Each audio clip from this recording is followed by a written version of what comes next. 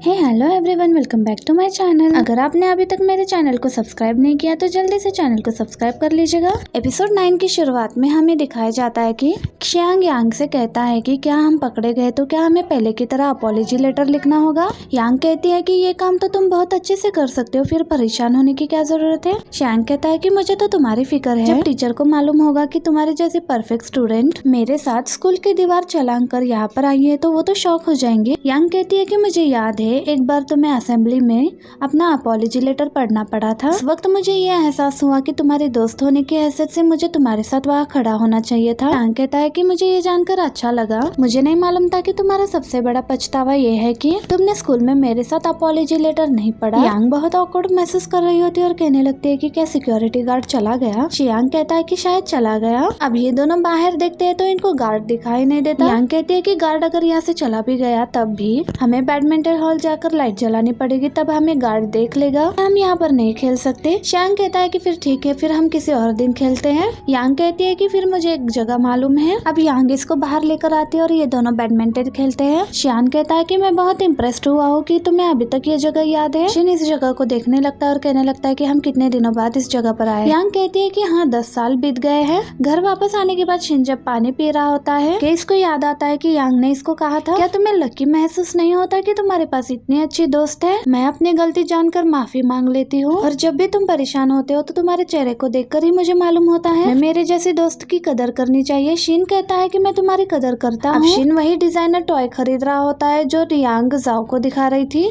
अगले दिन यांग के पास ये डिजाइनर टॉय आ जाता है और यांग इसको देखकर बहुत खुश दिखाई देती है। अब यांग सोच रही होती है कि ये किसने भेजा होगा। फिर यांग को याद आता है कि जाओ ने इस डिजाइनर टॉय के बारे में उससे बात की थी। यांग को लगता है कि ये डिजाइनर टॉय जाओ ने भेजी है तो उसे मैसेज कर कर कहती है कि क्या तुम मुझसे कल मिल सकते हो। अगले दिन जाओ यांग से मिलने के लिए आ जाता है। जाओ इससे पूछता है कि तुमने इतनी जल्दी में मिलने के लिए मुझे क्यों बुलाया। यांग कहती है कि तुमने मुझे जो गिफ्ट भेजा है वो मैं एक्सेप्ट नहीं कर सकती। जाओ कहता है कि तुम किस तोहफे की बात कर रही हो। यांग कहती है कि ये एक लिमिटेड एडिशन है और इसको खरीदना बहुत ही मुश्किल है। जाओ कहता है कि आजकल ये डिजाइनर टॉयज बहुत ही ज्यादा ट्रेंडिंग में है और तुम्हें भी पसंद है, इसलिए मैंने तुम्हारे लिए एक खरीद लिया और ये इतना भी महंगा गिफ्ट नहीं है। यांग कहती है कि फिर तुम मुझे प्राइस बता दो तो मैं तुम्हें पैसे रिटर्न कर देती हूँ। जाओ कहता है कि हम दोनों पुराने दोस्त है, अगर मैंने तुम्हें एक तोहफा दे दिया तो ये तो नॉर्मल सी बात है। पर जाओ ये सब मानने के लिए तैयार नहीं होती तो जाओ कहता है कि फिर तुम मुझे प्राइस चेक करने दो। फिर यांग जाओ को जल्दी से ये पैसे ट्रांसफर कर देती है। जाओ कहता है कि अगर मेरी जगह तुम्हें ये गिफ्ट शियान देता तो क्या तुम उसको भी पैसे रिटर्न कर देती। इस पर यांग कहती है कि आपको लगता है कि मैं पैसे ट्रांसफर ना करती। ये सुनकर जाओ मुस्कुराने लगता है तो यांग कहती है कि आप प्लीज इन पैसों को एक्सेप्ट कर ले। जाओ यांग के भेजे हुए पैसे एक्सेप्ट कर लेता है। अब शियान को एक जगह से इन्विटेशन आया हुआ होता है। फांग कहता है कि तुम यहाँ पर अकेले कैसे जा सकते हो। शियान कहता है कि मैं तुम्हें अपने साथ नहीं लेकर जा सकता क्योंकि उस जगह पर फ्रेंड्स को बुलाने की अलाव नहीं है। ये कहकर शियान वहाँ से चला जाता है। शियान यांग को कॉल करते हुए कहता है कि मैं तुम्हें लेने के लिए आ रहा हूँ। यांग कहती है कि मैं तो भूल ही गई थी कि मुझे तुम्हारे साथ जाना है। शियान कहता है कि मेरे साथ फांग भी आना चाहता था लेकिन तुम्हारी वजह से मैंने उसको मना कर दिया है। तुम ये बात कैसे बोल सकती हो। ये सुनकर यांग को अपने आप पर बहुत ज्यादा अफसोस हो रहा होता है और कहती है कि तुम अगली बार मुझे अपने साथ जरूर लेकर जाना। शियान यांग से पूछता है कि तुम क्या खा रही हो तो वो कहती है कि ज्यादा कुछ नहीं, रात में मेरी एक मीटिंग है तो मुझे वहाँ पर जाना है। ये कहकर यांग कॉल कट कर देती है। ये एक कंपनी का टेस्टिंग इवेंट होता है और शियान ये इनविटेशन कार्ड फांग को दे रहा होता है। फांग खुश होकर कहता है कि क्या अब हम दोनों साथ में जाएंगे। शियान कहता है कि तुम चैंग के साथ जा सकते हो। ये सुनकर फांग बहुत ज्यादा खुश होता है। उतने में यहाँ पर चैन आ जाता है और वो कहता है कि मैं भी तुम्हारे साथ जा रहा हूँ। ये सुनकर तो फांग का सारा मूड खराब हो जाता है। दूसरी तरफ शियान यांग के घर पर आ जाता है। यांग इसको कहती है कि तुम यहाँ पर क्या कर रहे हो। शियान अंदर आते हुए कहता है कि मैं तो तुम्हारे लिए लंच लेकर आया हूँ। फांग कहता है कि मैशनेल के टेस्टिंग इवेंट में जाना एक बहुत ही रेयर अपॉर्चुनिटी है, लेकिन मैं यहाँ पर अपनी वाइफ की जगह तुम्हारे साथ क्यों जा रहा हूँ। चैन कहता है कि जब शियान ने तुम्हें इनविटेशन दिया तब तुम्हारे पास तुम्हारी वाइफ नहीं बल्कि मैं था। इन दोनों ने तो अपना स्पेशल वाला नूडल प्रिपेयर कर लिया था। शियान इसे खाने जा रहा रहा होता है तो यांग उसे रोकती है और ये दोनों साथ में पिक्चर लेते हैं।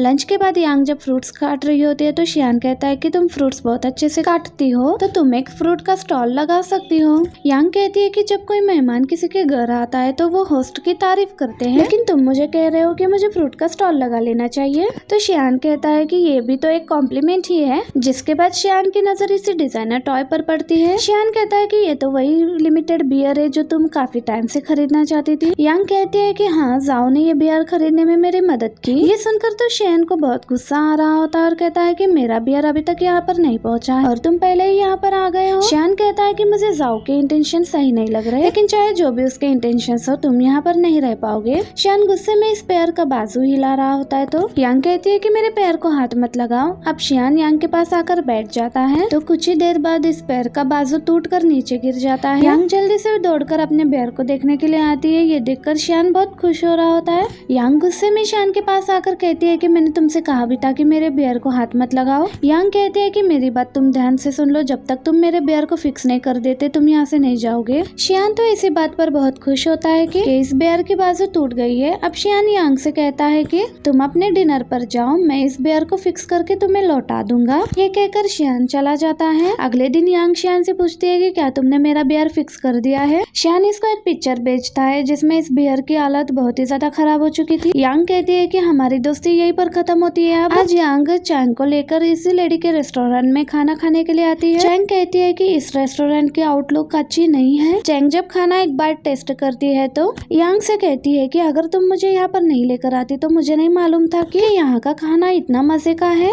अब चियांग शियान के सभी एम्प्लॉयज के लिए लंच लेकर यहाँ पर आती है। शियान कहता है कि तुम तो यांग के साथ थी ना। तो चियांग कहने लगती है कि यांग ने जिस लेडी को लोन दिलवाया है, यांग का ट्रांसफर होने के बाद ये उसकी पहली क्लाइंट है, इसलिए यांग उस लेडी की मदद करने की कोशिश कर रही है क्योंकि उस लेडी का बिजनेस उतना अच्छा नहीं चल रहा।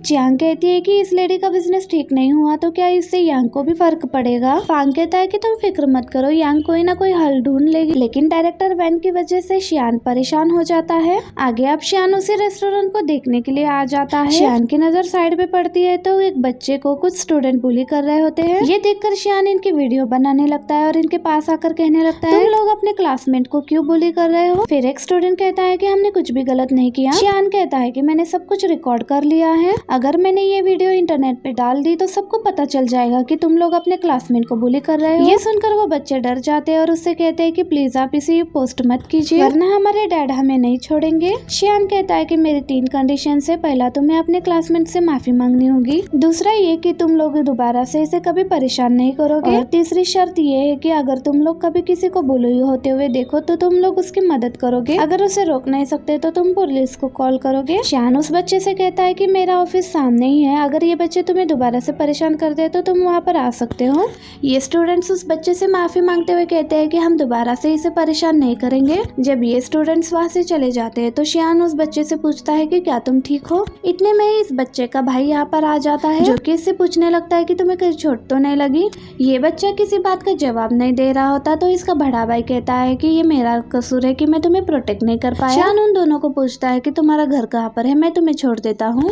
ये सुनकर ये दोनों शियान को थैंक्स बोलते हैं। शियान जब इन दोनों को लेकर जा रहा होता है तो इन दोनों को बताता है कि मैं भी अपने डैड के बगैर बड़ा हुआ हूँ, मेरी मॉम मुझे पालने के लिए सी फूड बेचा करती थी। शियान कहता है कि उस टाइम पर बहुत सारे बच्चे मुझे भी बुली किया करते थे, मेरी मॉम की जिंदगी में पहले ही इतनी परेशानियां थी कि इसलिए मेरी उन्हें कभी बताने की हिम्मत नहीं हुई। शियान कहता है कि उस टाइम पर किसी ने मेरी मदद की थी जिस तरह से आज मैंने तुम लोगों की मदद की। शियान मुस्कुराते हुए कहता है कि आज तक उसकी कही हुई बातें मुझे सारी याद है। ये लड़का कहता है कि वो पर्सन जरूर आपका क्लोज फ्रेंड होगा। शियान कहता है कि वो अक्सर मुझे धमकियां देती रहती है कि वो मुझसे दोस्ती तोड़ देगी, लेकिन मैं उससे हमेशा कहता रहता हूँ कि ऐसा कभी नहीं होगा। अब शियान का हाई स्कूल टाइम दिखाया जाता है। शियान अपनी मॉम से कहता है कि ये डिलीवरीज मैं कर दूंगा, लेकिन इसकी मॉम कहती है कि तुम अपना होमवर्क करो। इतने में यांग वहाँ पर आ जाती है और कहती है कि मेरी मॉम बिजनेस ट्रिप के लिए बीजिंग गई हुई है, मेरे डैड मीटिंग में है और मैं अपनी चाबियां घर पर बुलाई हूँ, इसलिए मैं तुम्हारे साथ होमवर्क करने के लिए यहाँ पर आ गई हूँ।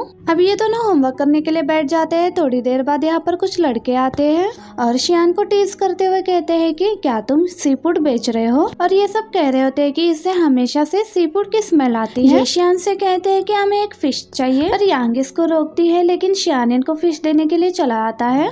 ये तीनों के कहते हैं कि हम कभी भी ऐसा गंदा काम नहीं कर सकते। यांग को बहुत गुस्सा आ रहा होता है और यांग ऐसे प्रिटेंड करती है कि जैसे फिश से कुछ कह रही हो और ये उन तीनों लड़कों से कहती है कि फिश कह रही है कि तुम तीनों लड़कों का आईक्यू बहुत कम है, इसलिए फिश कह रही है कि तुम इसे नहीं खा सकते।